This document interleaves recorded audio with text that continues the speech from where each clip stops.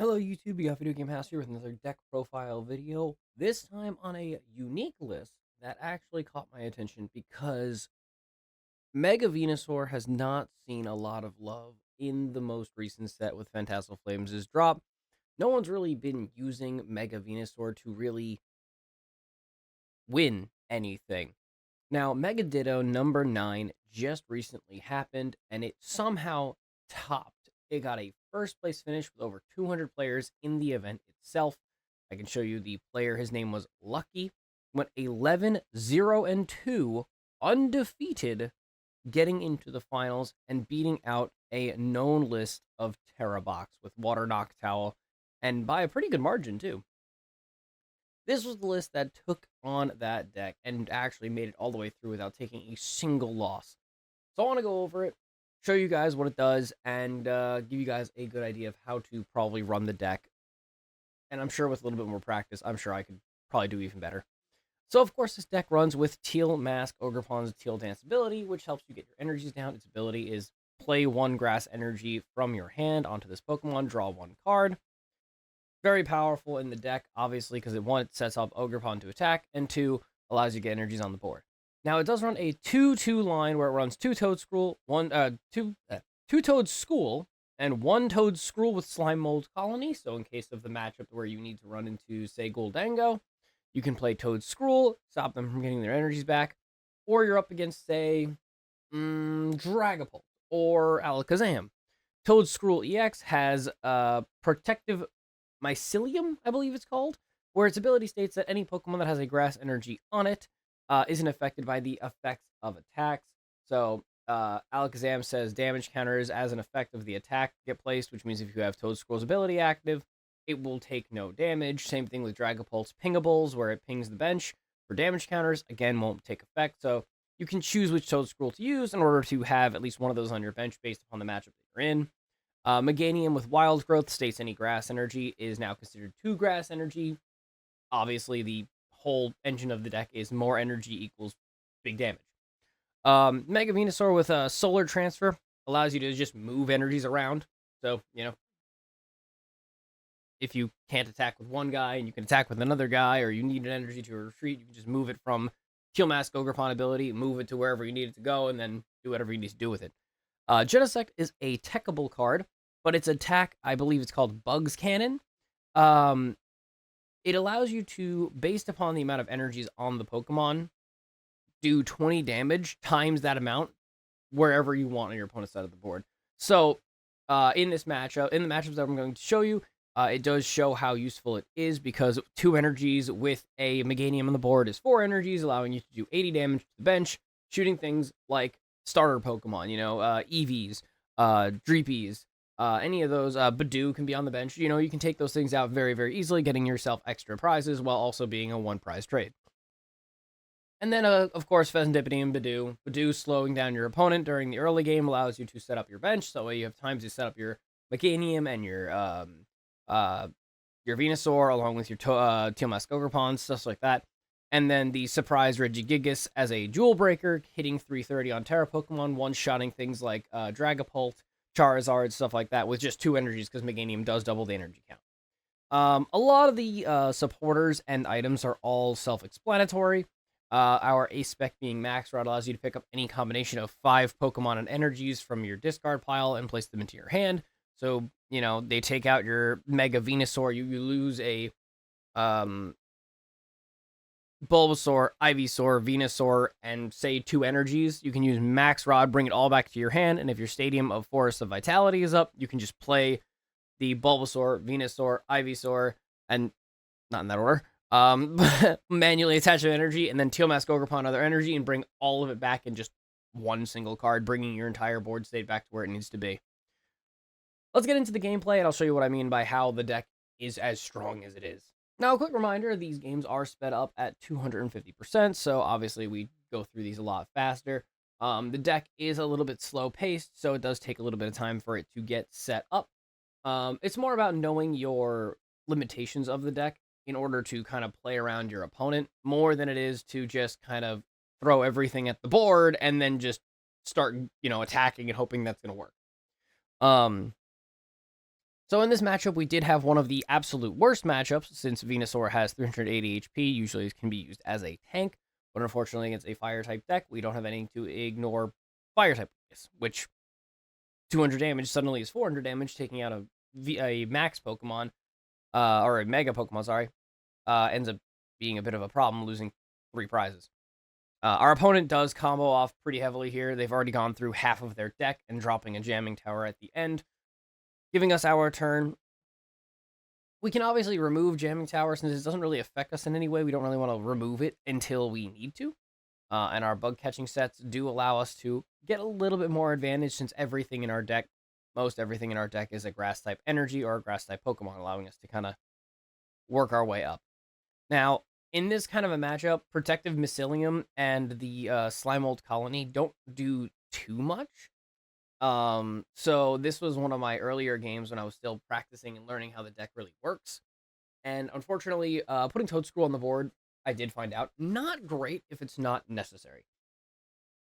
Slimold Colony in certain setups in this matchup does work because I do know that Charcadet's or Cerulege's deck does run a lot of Night Stretchers. So it's definitely a card that can be stopped and used. So it does make it a little bit better for us if we have it on the board. Again, while learning this matchup, I wasn't entirely sure of that. So unfortunately, didn't help me all that much. We did also throw that Lily's Determination in hoping to find a Meganium, which we did not find. So Bayleaf now just trapped in the active with a 2 energy retreat cost. Not great. We have a lot of energies down. We have a lot of pieces down. And it's not like we can't fix it, even if it does get knocked out by using Max Rod. We just have to hope for the best. Our opponent decides that Meganium wasn't the threat, which I'm sure they did find later was not a very good idea. But funny enough, I mean, we were able to make it work. So, Regigigas, like I said before, 2 energies with Meganium on the board is equal to a free 4 energies with Regigigas doing 330 damage to Terra Pokemon, like Cerulege is. After our opponent takes 2 prizes, Lily's was just very lucky for us to hopefully find the Meganium, which we luckily did, along with the Max Rod as well. So now we're just trying to move some cards around. Again, I tried to use Toadscrew in order to try and set up Protective Mycelium. Did not need to. I could have energized the Genesect and then used its attack to shoot 40 damage to the bench. Since 1 energy, like I said before, is now considered 2. He takes a prize here, which makes my Venusaur now a 3 prize losing game play. So we're trying to figure out where I need to go from here to hopefully be able to play the game out. Bringing back all of the stuff that we had so I get more energies. I have the Teal Mask Ogerpon's Teal Dance. Nest Ball into our good friend, because we're looking for Venusaur at this point. So I'm trying to figure out how can I get there, and the best way of doing that is to try and draw as many cards as possible. So yeah, we were able to clear the Cerulege, but unfortunately, I'm still trying to find Venusaur to hopefully make this a little better of a play, because obviously losing a Teal Mask Ogerpon would be pretty bad. So we did find an out where we're able to retreat, bring up Regigigas, move some energies around, and so a single prizer is now versus a double prizer, and we can take the knockout here. Since we already lost our Max Rod, we wouldn't be able to get our energies back or our Pokemon back. So my thought process was sound, but also it does leave the triple prizer on the board in a deck that runs like 4 bosses orders. So I was more so like hoping, on a prayer here, hoping that I, just didn't get bossed into an auto loss here. But like I said, the deck does take a little bit of learning, testing, finagling to try and figure out what the best plays are. This Toadscrew should have been the other Toadscrew, not Toadscrew EX. And even then, our Regigigas is still kind of set. 2 energy, 330 makes it a threat if your opponent, if they can't deal with either Meganium, which is a single prizer, or Regigigas, it's just set to win the game. So they can't use bosses on any of the 2 prizers. They can only deal with the Venusaur. Luckily for me, they haven't really done much here. They're down to 9 cards in deck, and they kind of overextended to a point where they didn't really need to. Granted, obviously, I'm weak to fire, so they only need like 10 energies maybe total for 230 damage for the Cerulege, which is just, they run like 18, 15, something like that minimum. Luckily for us, we do run a Lanus, which, as you saw, does give us advantage to get, Regigigas and 2 energies back. So we're able to just get ourselves set up once again. Remove some stuff we're not needing anymore to get more pieces out. That Toad Scroll would have been very, very useful instead of the ones that we do have, because I did not understand the matchup. I didn't understand Protective Mycelium, and I did make mistakes on that front. But, like I said, it's not terrible to know the matchups. If you know matchups, you know what cards do, then obviously Toad Scroll EX can be very, very strong in the right matchup. So now we just need to run this out. If my opponent can't figure it out here, we win. Obviously, with the setup that they have right now, they still had the energy. Could I, maybe have made that better? Obviously, with Slime Mold Colony, maybe they wouldn't be able to get an energy back. Maybe they didn't have an energy. Maybe they could have thrown away the wrong things and not realized they've lost an energy. Makes more sense. They're down to 2 cards. I think they may be looking for boss's orders, but I never checked their discard pile, as you guys see. So you went in for this attack here, which realistically, without a fully energized like Teal Mask Ogre Pawn, I would never be able to do enough damage. But unfortunately for him, I just kind of had all the pieces. So solar transfer, extra energy, 300 damage. Again, showing off just how strong Solar Transfer and Meganium can really be, turning a nothing board that have like 3 or 4 Pokemon that have like 1 energy into a big 300 damage. The deck doesn't. All right, and into our next game here. And a quick reminder, like, Briar is a huge card that, again, this deck can still be edited. It did win, but that doesn't mean it can't be made into a better format, into a better way of running it. If you're, well into thinking that it can be used, 100% could definitely use a Briar in here. You lose 2 Teal Mask Ogre Pawns, and then you just throw a third that can do 300 damage onto the board. You hit Briar, and now suddenly you're taking an extra prize. Pretty strong. Our opponent's starting, his name is Swampert Main, funny enough. Our opponent's starting up with a quick setup play, getting hit by the Badoo, hysterical, throwing an Arven, stating, hey, you get an item and a tool, but with Badoo just active there, you can't use it. Makes me feel great, because obviously now we can just stall. We have extra cards in our hand, but we don't want to run Lilies. If we don't have to throw Lilies, we don't want to. We have the Venusaur, the Meganium. I think we had Bayleaf. I think we had all 6. All the 3 Chikorita starters and the 3 Bulbasaur starters. Like, we had all 3 of their pieces in our hand. So we don't want to throw Lilies, and we'd rather just try and slow the game progression and then just hit Lilies when we're down to, like, nothing left. Now we have just 8 cards in our hands to just play out. Like I said before, this is when we are able to kind of, like, show off, Genesect just being super crazy, just, 1 quick energy, and then bam, we're just off to the races. Now, we use our Max Rod here because we kind of want to get rid of the only real threat that our opponent has, which is that one of Dreepy that is already holding the tool card. I was going over Protective Mycelium. Again, I read it incorrectly, where I was like, wait a minute. Protective Mycelium would protect us from the damage counters, I believe, of Dragapult. So I threw it away and went, wait a minute. Cool. All right, well, whatever. We give our opponent access to items, but he's down his Ace Spec and he's down Dreepy. So now that he has no Dreepy on the bench, we just kind of want to try and snowball that out. And I guess my opponent just kind of ignored the fact that I just shot his bench with Genesect. So I guess he only puts down 1 Dreepy, and he's using the, I think this is an older deck variant that uses the Natu Xatu, where you can use Xatu's ability to place a Psychic Energy from your hand onto one of your benched Pokemon, and then draw 2 cards. So that way it has a different draw engine besides just the Dragcloaks. He also sets up Dusknoir and doesn't, like, proceeds to do basically nothing with it.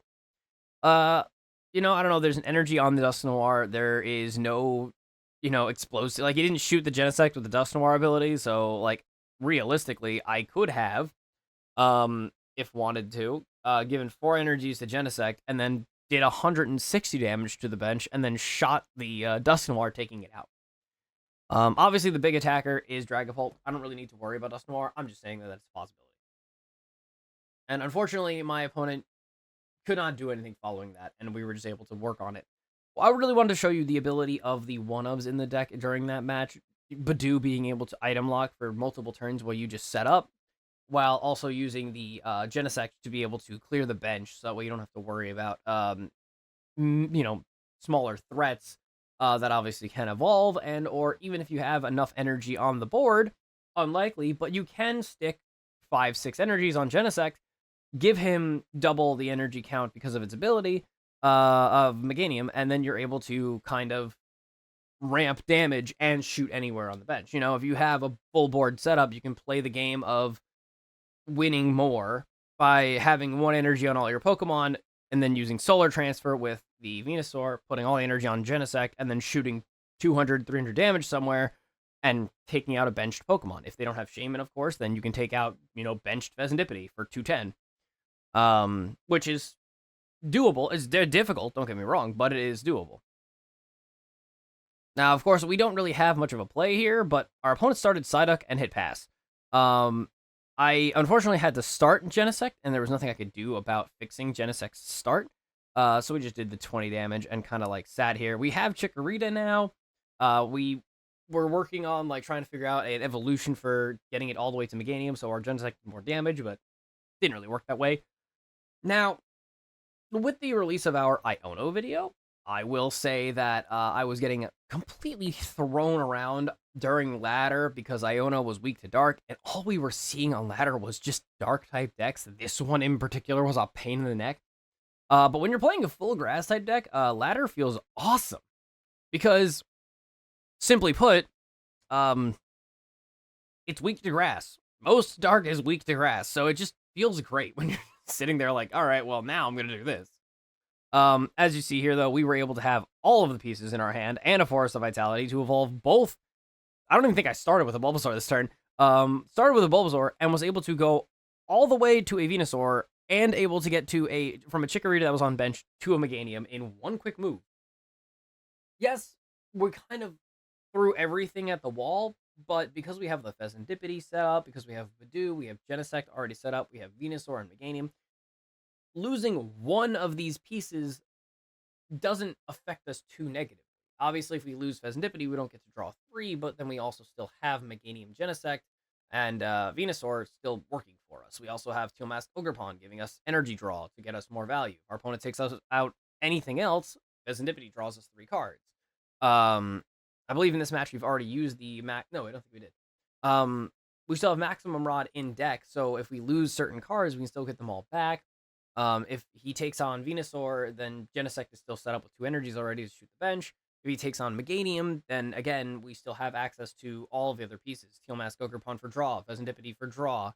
Genesect allows us to still shoot for 40, and if we find a Maximum Rod, we're still able to set up another Meganium. It's not impossible to fix a board state once it's been set up with Venusaur's deck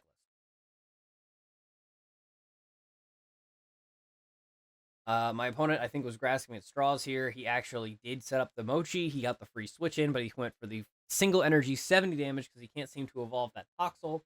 And now we're just retreating for 2, bringing up the big Pokemon. And like I said before, we can still get 2 energies on Venusaur very, very easily. And Venusaur's attack is 4 energy, 230, or 240, sorry. Which, again, if you double it against the grass type weakness, we're able to take out a Mega Sharpedo. And while playing this game, I forgot the Mega Sharpedo. Because Mega Sharpedo went down so easily, I forgot that it was a Mega. And realistically, I feel like still Mega Sharpedo should have been given a little bit more love because it's 330 HP, but its only good attack is if it's damaged, so it has to have at least 320 HP. I feel like if you wanted to have 330 HP, you should have given him 340 or 350 HP, so that way when he gets, you can play Risky Ruins or stuff like that.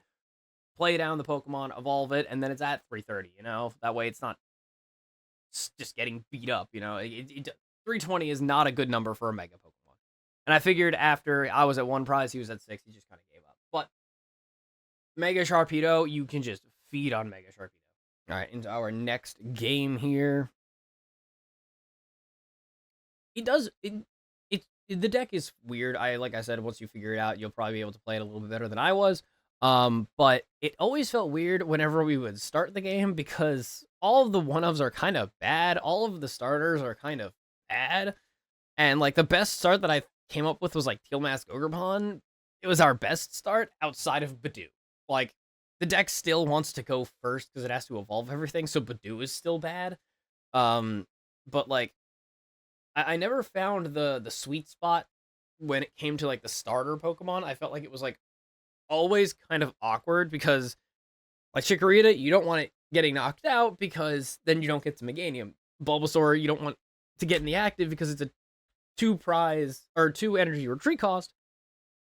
So once it gets into the active, you can't really get it out, and you don't want to lose Bulbasaur because then you don't get to Venusaur. And then Teal Mask Ogerpon is a 2-prize, usually liability that you don't want in the active because it's worth 2 prizes. So unless you go second, find your one of Badoo and get it into the active, it sucks.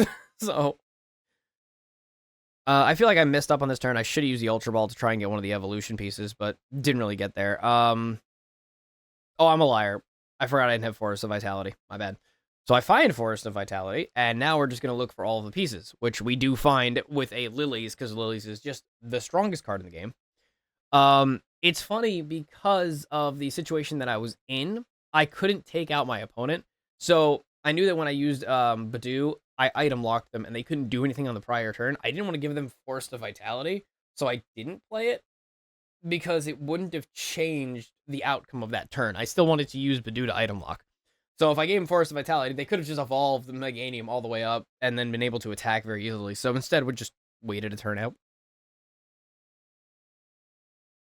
All right, it looks, I believe this was this Charizard or was this Terra Box? Charizard again, weak to grass, so feels great.